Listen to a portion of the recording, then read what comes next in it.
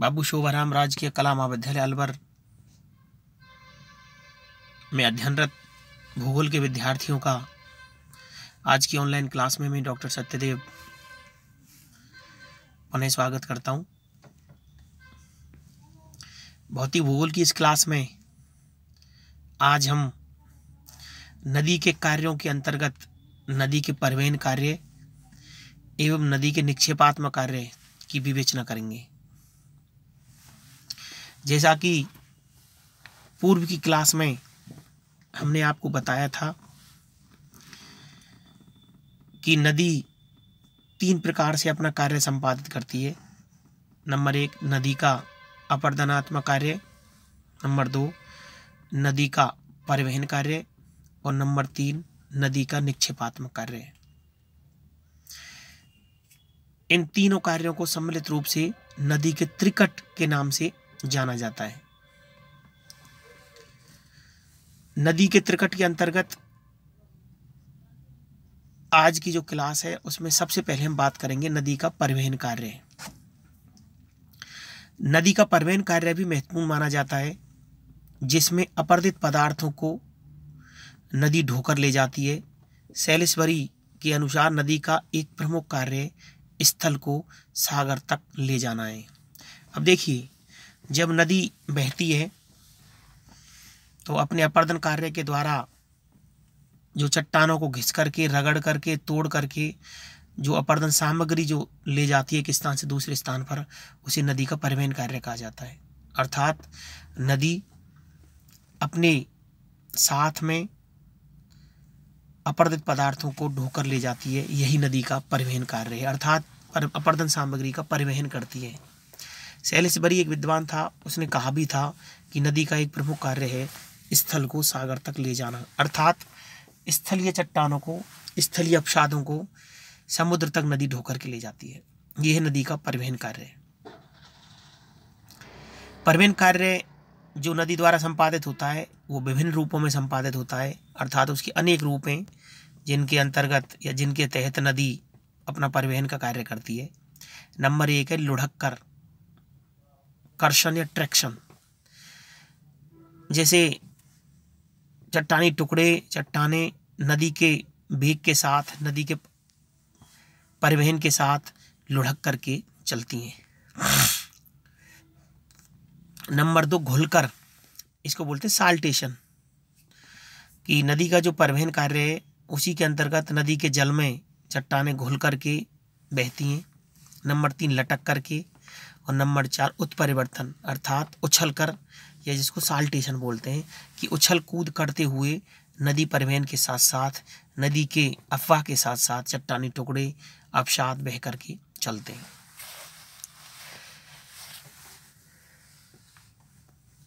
अब यहाँ पर नदी के वेग तथा उसकी परिवहन क्षमता के बीच गहरा संबंध है, जिसे गिलबर्ट ने छठी शक्ति के रूप में प्रस्तुत किया। अर्थात नदी के वेग एवं उसकी परिवहन जो क्षमता है उसके मध्य का जो संबंध है वो छठी शक्ति के सिद्धांत के रूप से गिलबर्ट द्वारा प्रस्तुत किया गया। इस नियम के अनुसार नदी के वेग तथा उसकी परिवहन क्षमता में छठवें घात का अनुपात पाया जाता है। जैसे यहाँ पर एक एग्जाम्पल दे रखा है, नदी परिवहन शक्ति का जो संबंध है वो नदी वेग की छठवीं घात के रूप में है। अर्थात यदि किसी नदी का वेग दुगना कर दिया जाए तो उसकी परिवहन क्षमता 64 गुनी हो जाएगी। तो यहाँ पर आपने देखा जिस प्रकार से नदी का जो परिवहन और नदी के वेग का संबंध है, उसी प्रकार से पूर्व की क्लासों में हमने नदी का वेग तथा नदी की अपरदन शक्ति के मध्य के संबंध को भी पढ़ा था। उसमें वर्ग का अनुपात था। अर्थात नदी का वेग तथा अपरदन शक्ति के मध्य वर्ग का अनुपात होता है, जबकि नदी के वेग तथा परिवहन क्षमता के बीच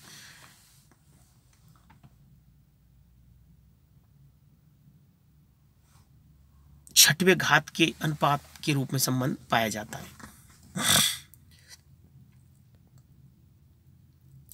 तो ये था नदी का परिवहन कार्य। अब नदी का जो परिवहन कार्य है उसके बारे में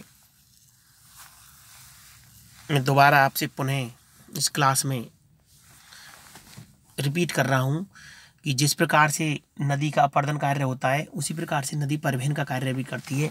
अर्थात नदी जब अपने साथ चट्टानी टुकड़ों को, चट्टानों को घिस करके, तोड़ करके, अपने साथ बहा करके जब ले जाती है, अपरदत करके जब बहा करके ले जाती है, ढो करके ले जाती है, वो उसका नदी का परिवहन कार्य कहलाता है। जैसे सेल्सबरी के अनुसार नदी का एक प्रमुख कार्य स्थल को सागर तक ले जाना है और ये परिवहन कार्य है वो अनेक रूपों में संपादित होता है। नंबर 1 लुढ़क करके, नंबर 2 घुल करके, नंबर 3 लटक करके और नंबर 4 उत्परिवर्तन के रूप में। तीसरी बात जो हमने यहाँ पर आपको बताई कि नदी के वेग तथा उसकी परिवहन क्षमता के बीच का जो गहरा संबंध है उसे गिलबर्ट ने छठी शक्ति के सिद्धांत के रूप में प्रस्तुत किया। इस नियम के अनुसार नदी के वेग तथा उसकी परिवहन क्षमता में छठवें घात का अनुपात पाया जाता है। अर्थात यदि किसी नदी का वेग दोगुना कर दिया जाए तो उसकी परिवहन क्षमता 64 गुनी हो जाएगी।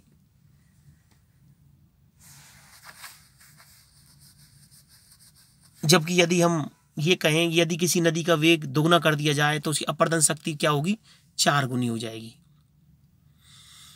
तो ये दोनों संबंध आपको पढ़ने हैं कि नदी के वेग का और उसकी अपरदन शक्ति का, नदी के वेग का और तथा उसकी परिवहन शक्ति के मध्य का जो संबंध है उसको आपको देखना है। तो ये था आपके नदी का परिवहन कार्य। यहाँ पर मैं आपको कुछ प्रश्न लिखा रहा हूँ, आप नोट करिए। ऑब्जेक्टिव प्रश्न लिखिए। नंबर 1, नदी का परिवहन कार्य सामान्यतः किस रूप में संपादित नहीं होता है? नदी का परिवहन कार्य निम्न में से सामान्यतः किस रूप में संपादित नहीं होता है? नंबर 1 लुढ़क कर, नंबर 2 घुलकर, नंबर 3 लटक कर और नंबर 4 अपवहन। इन 4 ऑप्शनों में से आपको बताना है। एक प्रश्न और लिखिए।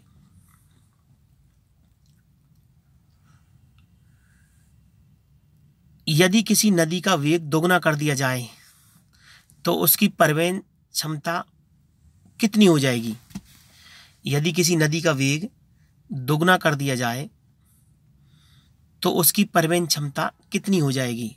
ऑप्शन ए लिखिए 64 गुनी, ऑप्शन बी 4 गुनी, ऑप्शन सी 16 गुनी और ऑप्शन डी अपरिवर्तित रहेगी।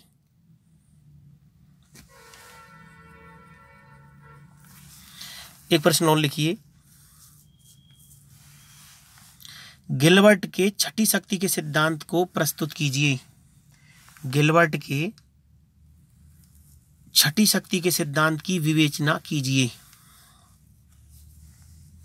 एक प्रश्न और लिखिए।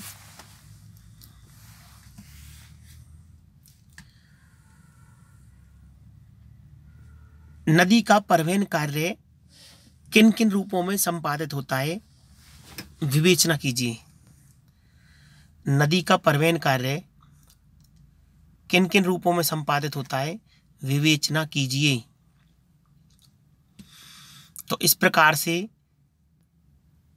नदी के जो कार्य हैं उनको हमने 3 भागों में बांटा था।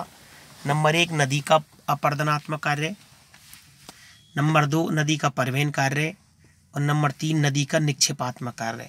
तो आज की क्लास में नदी का परिवहन कार्य क्या होता है इसके बारे में हमने पढ़ा, विवेचना की।